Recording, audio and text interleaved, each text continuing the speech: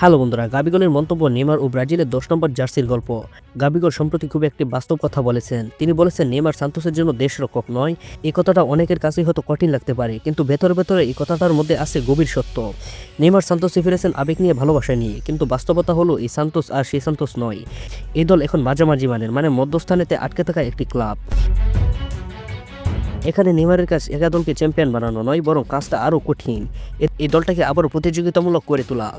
যদি নেইমার এই সান্তোসকে হারের বৃত্ত থেকে বের করে আনতে পারেন, যদি ম্যাচে ম্যাচে প্রভাব ফেলতে পারেন, যদি তরুণদের খেলায় আত্মবিশ্বাস যোগাতে পারেন, তাহলে প্রশ্ন উঠবে না নেইমার এখনও পারছে কি না, বরং তখন সবাই বুঝবে ১০ নম্বর জার্সি গায়ে নেইমার জুনিয়র ব্রাজিল জাতীয় দলের জন্য ঠিক কতটা মূল্যবান হতে পারে।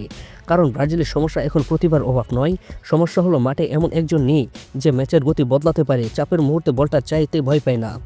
আর এই জায়গাতেই নেইমার আলাদা। এখন আর নেইমারকে গোলের সংখ্যা দিয়ে বিচার করার সময় নয়। এখন বিচার হবে সে কি ম্যাচ নিয়ন্ত্রণ করতে পারবে, সে কি দলকে টেনে তুলতে পারবে, সে কি হতে পারবে সেই নেতা। আর এখানে আসে আরেকটা বড় নাম, কার্লো আনচেলত্তি। আনচেলত্তির স্মৃতিতে জায়গা পাওয়া এটাই নেইমারের বাস্তব সুযোগ। ক্লাব ফুটবলে নয়, চ্যাম্পিয়ন লিগেও নয়, বরং জাতীয় দলের ভবিষ্যৎ পরিকল্পনায়।